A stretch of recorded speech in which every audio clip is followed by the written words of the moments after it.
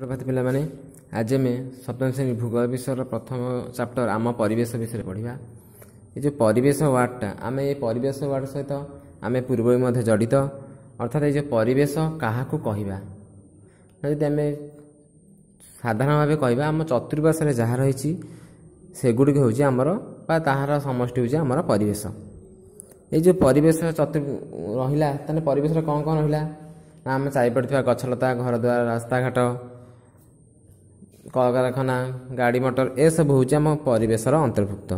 यही परिवेश कौन करमको जीवन धारण पर समस्त आवश्यकता पूरण करता जमीक खावाई खाद्य आम परिवेश पाऊ पीवाई जल आम परिवेश तथा परिवेश उपादान पाऊ रही घर परिवेश उपादान को आम तैयारी करूँ। तेणु आम परिवेश आम समस्त आम खाली मनुष्य कहीं समस्त प्राणी समस्त उद्भिद से सब निज परिवेश निजर आवश्यकता को दूर करता आवश्यकता को परिपूर्ण करता। जाना परिवेश जो हूँ परिवर्तन बहुत देखा कारण पूर्वर आम जमी देखले आम गाँ आम सहर पूर्वर जमी था एवं सेमती होनी सेमती से बहुत परिवर्तन हो घर द्वारा बढ़ी चली गछ संख्या कमी चली आगु जमी आम पानीपाग थिला सेमिति ताहा नाही। तेणु ये जो परिवर्तन होची मनीष ही अधिक परिमाण परिवर्तन होची कहीं ना मनीषर संख्या बा मनीष जनसंख्या दिनकू दिन क्षिप्र गति बढ़ी चलती। तेणु जनसंख्या बढ़िबारु सेमानक आवश्यकता बढ़ुची एवं आवश्यकता बढ़िबारु सेमान निजर आवश्यकता को पूरण करने जोटी तांकर आवश्यकता पूरण हो अर्थात परिवेश उपरे से माने संपूर्ण रूप निर्भरशील होती जमीक गछ काटी रास्ता घाट कलकारखाना तैयारी करवा खाद्यपाई कलकारखाना तैयारी करवा गाड़ी मोटर निजर शौकीनी बा निजे निजर आवश्यकता को पूरण करने से गाड़ी मोटर तैयारी करवा करुँच। तेणु कौन कराना से गाड़ी मोटर बाहर धुआं परिवेश को प्रदूषण करुँच तथा परिवेश परिवर्तन आणुची। तेणु आम जानिले जे मनीष कौन करी भाव में परिवेश परिवर्तन आनी था। बर्तमान ये जो चित्रटी देती बही से चित्र देखिए परिवेश विभिन्न उपादान परिवेश उपादान अर्थात क्या नहीं परिवेश से अनुसार से कौन कर बुझे चित्र साहाଯ୍य आम जब मुख्य देखिए परिवेश विभिन्न उपादान गुड़िक गोटे प्राकृतिक परिवेश आउटा मनुष्यगत परिवेश। प्राकृतिक परिवेश कौन जोटा प्रकृति द्वारा होती आउ मनुष्यगत परिवेश कौन से प्राकृतिक परिवेश को लेकिन मनुष्य निजर आवश्यकता पूरण करने सेठारे परिवर्तन आनी जहाद्वारा प्राकृतिक परिवेश नुआ करी जो परिवेश परिवर्तन को लक्ष्य करा तार ना गोटे दिखाई मनुष्यगत परिवेश। प्राकृतिक परिवेश कौन ना जैवमंडल अश्ममंडल वायुमंडल आउ बारीमंडल। जैवमंडल कौन ना पृथ्वीर समस्त जीव जगत को लेकिन तथा प्राणी उद्भिद एमानक समस्त समाहार को एगुड़िकर समाहार को जैवमंडल बोली कहवा। अश्ममंडल कौन अश्ममंडल हूँ पृथ्वीर कठिन भूतक बा शक्त उपरिभाग को अश्ममंडल कहवा अर्थात मूर्तिका कठिन भूभागटा जोटा अच्छी जो माटी बा जो माटी जहाँ गछ बढ़ुची आम मैंने रोचे से जो कठिन भूभाग को आम अश्ममंडल कहवा। यही अश्ममंडल कौन ना खनिज द्रव्य शिला एसबू अच्छी विभिन्न खनिज द्रव्य शिला को नहीं गठित यार अभ्यंतर खनिज द्रव्य सब रही जहाँ को आम उत्पादन कर उपरी भाग जो अश्ममंडल उपरी भाग मृत्तिकार एक पतला आवरण रही पृथ्वीर उपरी भाग असमान ये जो मृत्तिकार उपरी भाग पतला आवरण रही सबुआड़े माटा सामान ना कौटी उच्च भूमि कौटी पर्वत भूमि कौटी समतल भूमि कौटी उपत्यका ए सब रही। तेणु पृथ्वीर भूपृष्ठटा उपरी भागटा असमान हुए यही भूमि उभय स्थल भाग आ समुद्र सज्जा रही अर्थात समुद्र जी आम जल अंश देखुं तार तल को समुद्र सज्जा भूभाग रही स्थल भाग आम देखुं मृत्तिका रही। यही अश्ममंडल आम कौन कर आमर अत्यावश्यक जंगल द्रव्य चारण भूमि घास चारण भूमि जो घास कृषि भूमि जनबसति ए सबू यही अश्ममंडल ही आम पाँच अश्ममंडल को व्यवहार करके आम से जो वृक्षलता ए सब को आम बढ़ाऊँ उपकार पाँच। खनिज संपद जो रही माटी तले ताकू आम से अश्ममंडल खोलिकी अश्ममंडल ही पाँच।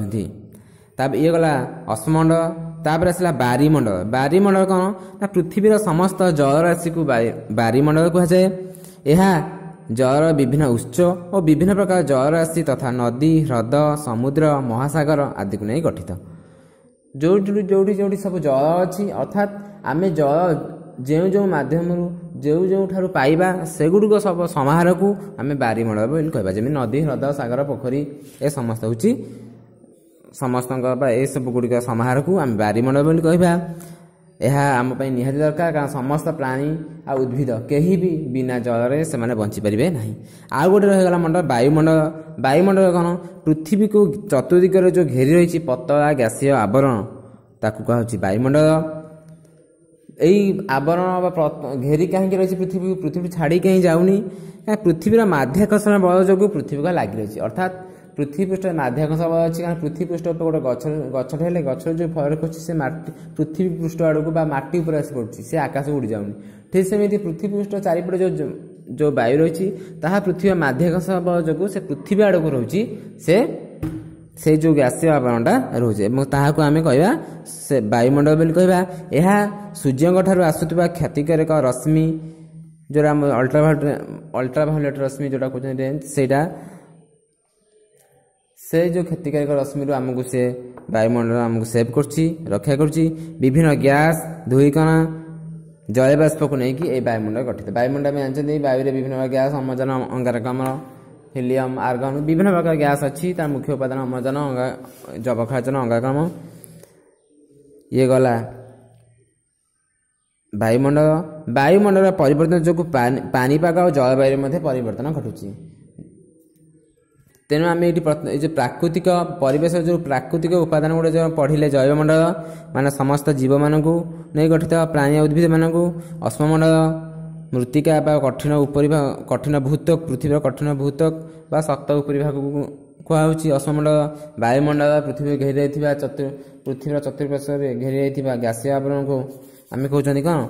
ବାୟୁମଣ୍ଡଳ। ବାରିମଣ୍ଡଳ ହେଲା ଯେଉଁ ଜାଗାରେ ଜଳରାଶି ବା ପୃଥିବୀର ସମସ୍ତ ଜଳରାଶିର ସମାହାରକୁ ଆମେ ବାରିମଣ୍ଡଳ ବୋଲି କହୁଛନ୍ତି। ତାପରେ ଆମେ ପଢ଼ିବା ପ୍ରାକୃତିକ ପରିବେଶ ଗଲା ପ୍ରାକୃତିକ ଉପାଦାନ। ଆଉ ଗୋଟେ ହେଲା ମନୁଷ୍ୟକୃତ ଉପାଦାନ ବା ମନୁଷ୍ୟକୃତ ବା ମାନବୀୟ ପରିବେଶ। ଏ ବିଷୟ ଆମେ ପଢ଼ିବା। ତାପରେ ପରିସଂସ୍ଥାକୁ ଯିବା। ମାନବୀୟ ପରିବେଶ କ'ଣ? ନା ସମଗ୍ର ପୃଥିବୀରେ ଯେତେ ଜୀବଜଗତ, ଯେତେ ପ୍ରାଣୀ ଉଦ୍ଭିଦ ରହିଛନ୍ତି ସେ ତା ଭିତରେ ଆମେ ଜାଣିଛନ୍ତି ମଣିଷ ହେଉଛି ସର୍ବଶ୍ରେଷ୍ଠ, କାରଣ ତାର ବୁଦ୍ଧି, ବିଚାର, ଜ୍ଞାନକୌଶଳ ସବୁ ଅଛି। ତେଣୁ ସେ କ'ଣ ହେଉଛି ନିଜର ଜ୍ଞାନ ପ୍ରଯୁକ୍ତିବିଦ୍ୟାକୁ ବ୍ୟବହାର କରି ସେ ପୃଥିବୀ ପୃଷ୍ଠରେ ଥିବା ବିଭିନ୍ନ ଉପାଦାନକୁ ଆଧାର କରି ନିଜର ଜୀବନରେ ବା ନିଜର ଜୀବନଶୈଳୀ ସେ ପରିବର୍ତ୍ତନ ଆଣିଛି, ଯାହାକି ଅନ୍ୟ କୌଣସି ପ୍ରାଣୀ ଉଦ୍ଭିଦମାନଙ୍କ ଠାରେ ଯେଉଁ ଗୁଣ ନାହିଁ। ତେଣୁ ମନୁଷ୍ୟ ତାର ଆବଶ୍ୟକତାକୁ ମେଣ୍ଟାଇବା ପାଇଁ ପ୍ରାକୃତିକ ପରିବେଶ ଉପରେ ନିର୍ଭର କରୁଛି, ଫଳରେ ପରିବେଶର ପରିବର୍ତ୍ତନ ହେଉଛି। ଆଦିମ ମଣିଷର ଆବଶ୍ୟକତା ଖୁବ୍ କମ୍ ଥିଲା, ସେ ପ୍ରକୃତି ସହିତ ଖାପ ଖୁଆଇ ଚଳୁଥିଲା। ସେ ଆବଶ୍ୟକ ପଦାର୍ଥମାନ ସିଧାସଳଖ ଚତୁଃପାର୍ଶ୍ୱରୁ ଖାଦ୍ୟ ହେଉ କି ଗୁମ୍ଫା ସାହାଯ୍ୟରେ ତାର ବାସଗୃହ ହେଉ ସେ ପାଇଯାଉଥିଲା। କିନ୍ତୁ ସମୟାନୁକ୍ରମେ ମଣିଷର ଆବଶ୍ୟକତା କ୍ରମଶଃ ବଢ଼ିଲା। ସେ ପରିବେଶକୁ ବ୍ୟବହାର ଉପଯୋଗୀ ତଥା ପରିବର୍ତ୍ତନ କରିବା ପାଇଁ ନୂଆ ନୂଆ ଉପାୟ ସବୁ ବାହାର କଲା। ସେ କୃଷି କରିବା ଜାଣିଲା, ବିଭିନ୍ନ ପଶୁଙ୍କୁ ଘରେ ରଖିକି ପାଳିଲା, ସ୍ଥାୟୀ ଭାବେ ବସବାସ ତେଣୁ ସେଠି କଲା। କ୍ରମେ ଗାଡ଼ି ଉଦ୍ଭାବନ ହେଲା, ଖାଦ୍ୟ ଉତ୍ପାଦନ ବଢ଼ିଲା, ଦ୍ରବ୍ୟ ବିନିମୟ ଆରମ୍ଭ ହେଲା, ବାଣିଜ୍ୟ ବ୍ୟବସାୟ ଚାଲିଲା। ଶିଳ୍ପ ବିପ୍ଳବ ଯୋଗୁଁ ବିଭିନ୍ନ ପ୍ରକାର କଳକାରଖାନାରେ ବହୁ ପରିମାଣ ଦ୍ରବ୍ୟ ଉତ୍ପାଦନ ହେଲା, ପରିବହନ କ୍ଷିପ୍ରତର ହେଲା, ସୂଚନା ବିପ୍ଳବ ଯୋଗୁଁ ସମଗ୍ର ପୃଥିବୀରେ ଯୋଗାଯୋଗ ବ୍ୟବସ୍ଥା ସହଜ ଓ ସରଳ ହେଲା। ତେଣୁ ମଣିଷର ଚିନ୍ତାଧାରାରେ ମଣିଷର ଜୀବନଧାରା ପରିବେଶ ଦ୍ୱାରା ପ୍ରଭାବିତ ହେଉଛି।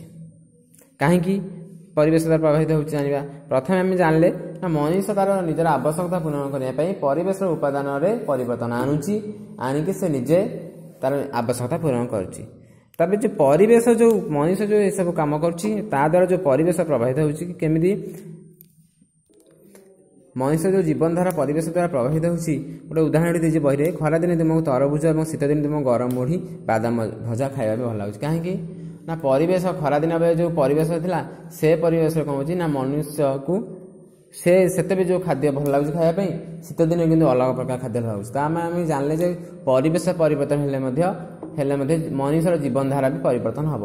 ପରିବେଶ ଯଦି ଆମର ରାଜସ୍ଥାନ ଭଳି ମରୁଭୂମି ଉଷ୍ମ ଜଳବାୟୁରେ ମଣିଷ ଯେମିତି ଅର୍ଥାତ୍ ଯେଉଁ ମାଧ୍ୟମରେ ବା ସେହି ଜାଗାରେ ମଣିଷର ଜୀବନଧାରା ଯେମିତି ହିମାଳୟ ପାର୍ବତ୍ୟ ଅଞ୍ଚଳ बा बरफावृत अंचल मानकरे मनुष्य मध्य सेही भली भाबरे बंची पारे नहीं सेथिरे किछि परिवर्तन ता जीवन धारा परिवर्तन हुए तेणु मनुष्य जेपरि परिवेश परिवर्तन होउछि आ परिवेश परिवर्तन हेले पारे मनुष्य कौन करुछि ना ता अनुसार भी ताकु किछिटा परिवर्तन बा निज जीवन धारा परिवर्तन आनिया पई पडुछि तेणु परिवेश बंचिया पई मनुष्य कौन करबा उचित ना परिवेश संतुलन रक्षा करबा उचित नहले दिने ना दिने ताको घोर विपत्तिर सामना करबा पई पड़िबो।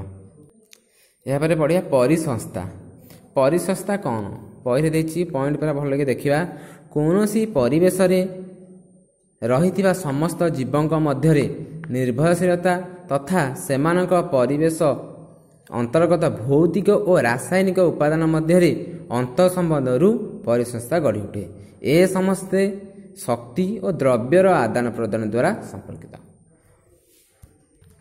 अर्थ कौन से परिवेश रही समस्त जीव मध्य मनकर आम गोटे पोखरी गोटे परिसंस्था नवा पोखरी परिसंस्था कौन हुए ना छोट माछ बड़ माछ दल पंक ए सबू रहती जल ए सब भीतर कौन हुए परस्पर मध्य निर्भरशीलता थाए अर्थात छोट माछ को बड़ माछ मैंने खाती छोट माछ दल पंक ए सबको निजर खाद्य ग्रहण करती जल से जल बिना से रहीपर नहीं तो परस्पर कौन हुए ना परस्पर परस्पर निर्भरशीलता थाए जहाद्वारा भीतर गोटे संपर्क गढ़ी उठे अर्थात से मानक द्वारा को बा से जो माछ दल पंक पानी ए सब मूर्ति ए सब मानक भीतर जदि कौन गोटे न रहिबो अर्थात जल जदि न रहिला ताले से परिसंस्था भांगीजिवो माछ दल पंक माने जल बिना बंची परिबे नाही यदि छोट माछ न रहिला माने बड़ माछ माने खाद्य पाइबेनी तेणु से परस्पर परस्पर भीतर निर्भरशील इंटरडिपेंडेंस तेणु से जो निर्भरशीलता को लेकिन निर्भरशीलता को आम परिसंस्था बोली कहबा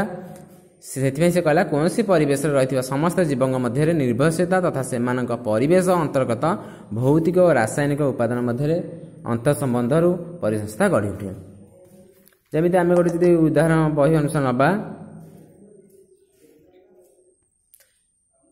देखिए आम ये गोटे मरुभूमि मरुभूमि कथा चिंता करवा मरुभूमि कह ना चारिड़े बालुकामय मझे मझे कंटा बुदा देखा जाए सेठी प्राणी कहवा गले ओटो है प्राय से अधिकांश ओटो देखा जाए कारण ओटो को मरुभूमि लोक मैंने गमनागमन और ओटो को मरुभूमि लोक मैंने गमनागमन और परिवहन माध्यम रूपे व्यवहार करती ओटो छड़ा मरुभूमि कौन करेंगे ना किसी साप सरीसृप किसी मिलती कि आम जब समतल अंचल देखा बा समुद्र उपकूलवर्ती अंचल देखा से अंचल परिवेश से अंचल प्राणी उद्भिद आउ से जो राजस्थान भली बालुकामय शुष्क अंचल प्राणी उद्भिद भितर बहुत डिफरेन्स देखा तेणु आम जानिले जे कौन से निर्दिष्ट अंचल परिवेश सहित तार वृक्षलता प्राणी लोक मान चालीचलनी यथेष संपर्क रही लोक मैंने चालीचलनी केमी राजस्थान भली जगह मानक लोक मैंने शुष्क ढिला कटन बा कपा ए सब सूता वस्त्र पिंधुवे किंतु जदि आम हिमालय कथा बुझा से पशम वस्त्र पिंधे से निजक ठंडारू रक्षा करने से कौन करेंगे ना ढिला पोषाक अपेक्षा टाइट बा आमर जो पशम वस्त्र ताकू पिंधे तो राजस्थान भली अंचल लोक मान जीवन जापन प्रणाली आ हिमालय पर्वत अंचल भली ठंडा अंचल लोक मान जीवन जापन प्रणाली अलग रेणु कौन आंचलिक परिवेश सह वृक्षलता प्राणी वृक्षलता मैंने सेमती मरुभूमि कंटा जातीय गछ देखागला जोड़ी आमर समतल भूमि अच्छी मृत्तिका भल उर्वर अच्छी सेठी कौन कहुए ना सेठी विभिन्न प्रकार उद्भिद माने देखा जाती जहाँकि मरुभूमि स्वल्प संख्यार केवल कंटा जातीय गछ देखा जाए प्रकृत समस्त वृक्षलता प्राणी मनुष्य बचाई परिवेश पर निर्भर करती अनेक समय एमाने परस्पर उपर निर्भर था प्राणी उद्भिद और मनुष्य परस्पर सहित तथा सेमानक परिवेश सहित गढ़ी उठुवा निबिड़ संपर्क तथा निर्भरशीलता को परिसंस्था सृष्टि हुए अर्थात जो जो निर्दिष्ट अंचल जो प्राणी उद्भिद मैंने रहिले से ही प्राणी उद्भिद मान भर परस्पर भितर जो संपर्क थाए संपर्क जो गढ़ी उठे से ही संपर्क से जो निर्भरशीलता परिसंस्था सृष्टि हुए ସୁତରାଂ ଏକ ବିସ୍ତୃତ ଚିରହରିତ ଅରଣ୍ୟ, ଚାରଣ ଭୂମି, ମରୁଭୂମି, ପର୍ବତ, ହ୍ରଦ, ନଦୀ, ମହାସାଗର ଏପରି ଗୋଟେ ଛୋଟ ପୋଖରୀ ବା ପୁଷ୍କରିଣୀ ହେଲେ ମଧ୍ୟ ସେଠି ଗୋଟେ ଗୋଟେ ପରିସଂସ୍ଥା ପ୍ରତ୍ୟେକ ସ୍ଥାନରେ ଗୋଟେ ଗୋଟେ ଗଢ଼ି ଉଠେ। କାରଣ ସେ ନିର୍ଦ୍ଦିଷ୍ଟ ସ୍ଥାନରେ ରହୁଥିବା ପ୍ରାଣୀ ଉଦ୍ଭିଦ ସେମାନେ ପରସ୍ପର ମଧ୍ୟରେ ନିର୍ଭରଶୀଳ ହୋଇଥାନ୍ତି। ତେଣୁ ଗୋଟେ ନିର୍ଦ୍ଦିଷ୍ଟ ଅଞ୍ଚଳରେ ଥିବା ପରିସଂସ୍ଥାରେ ବା ଗୋଟେ ନିର୍ଦ୍ଦିଷ୍ଟ ଅଞ୍ଚଳରେ ଥିବା ପ୍ରାଣୀ ଉଦ୍ଭିଦମାନଙ୍କ ମଧ୍ୟ ଯେଉଁ ପରିସଂସ୍ଥା ଗଠନ ହୁଏ ସେହି ପରିସଂସ୍ଥାର ପ୍ରତ୍ୟେକ ଉପାଦାନ ଅନ୍ୟ ଉପାଦାନମାନଙ୍କ ମଧ୍ୟ ଉପରେ ନିର୍ଭର ଥାନ୍ତି। ଏହି ଯେଉଁ ବିଷୟଟା ଆମେ ପଢ଼ିଲେ ଏକ ଆଉଥରେ ଆମେ ସମସ୍ତେ ବହିରୁ ଭଲ ଭାବେ ପଢ଼ିବା। ପଢ଼ି ସାରିଲା ପରେ ଯେଉଁ ପ୍ରଶ୍ନ ବହି ଦେଇଛି ପରିସଂସ୍ଥା କ'ଣ ବହି ଦେଇଛି ଏଇଟା କରିବା। ପ୍ରାକୃତିକ ପରିବେଶ କହିଲେ କ'ଣ ବୁଝାଯାଏ? ପରିବେଶ ମୁଖ୍ୟ ଅଂଶ, ଅଶ୍ମମଣ୍ଡଳ ସବୁ ବହିରେ ଅଛି। ଜୈବିକ ପରିବେଶ ମୁଖ୍ୟ ଦୁଇଟି ମୁଖ୍ୟ ଅଂଶ। ଜୈବମଣ୍ଡଳ କାହା କୁହାଯାଏ? ଏଇଠି ଦେଇଛି ଜୈବମଣ୍ଡଳ କାହା କୁହାଯାଏ। ଏଇଟା ଯେଉଁ ସମସ୍ତ ଜୀବମାନଙ୍କୁ ନେଇ ବା ସମସ୍ତ ପ୍ରାଣୀ ଓ ଉଦ୍ଭିଦମାନଙ୍କୁ ନେଇ ଜୈବମଣ୍ଡଳ ଏହି ସବୁଟା ବହିରେ ଅଛି। ତେଣୁ କରିବା 2 ନମ୍ବର ଠିକ୍ ଉତ୍ତରଟି ବାଛି ଲେଖିବା। 3 ନମ୍ବର ସମନ୍ୱୟନ କରିବା। 4 ନମ୍ବର ମଣିଷ ପରିବେଶରେ ପରିବର୍ତ୍ତନ ଆଣିଥାଏ କିପରି, କେମିତି ତାର ଆବଶ୍ୟକତା ବୃଦ୍ଧି ପାଏ ଉଦାହରଣ ଦେଇକି ଲେଖିବା। ପ୍ରାଣୀ ଉଦ୍ଭିଦ ପରସ୍ପର ନିର୍ଭରଶୀଳ ଏବେ ଯେଉଁ ପଢ଼ିଲେ ସେଟା ଲେଖିବା। ମଣିଷ ପ୍ରକୃତି ବିନା ସହାୟତା ଚଳିପାରିବ ନାହିଁ, କାରଣ ମଣିଷ ପ୍ରକୃତିର ସମସ୍ତ ଉପାଦାନକୁ ଗ୍ରହଣ କରି ସେ ଚଳେ, ତ ତା ବିନା କେମିତି ଚଳିବ ସେଟା ଆମେ ବୁଝେଇକି କାଗଜ ଖାତାରେ କରିବା। ଧନ୍ୟବାଦ।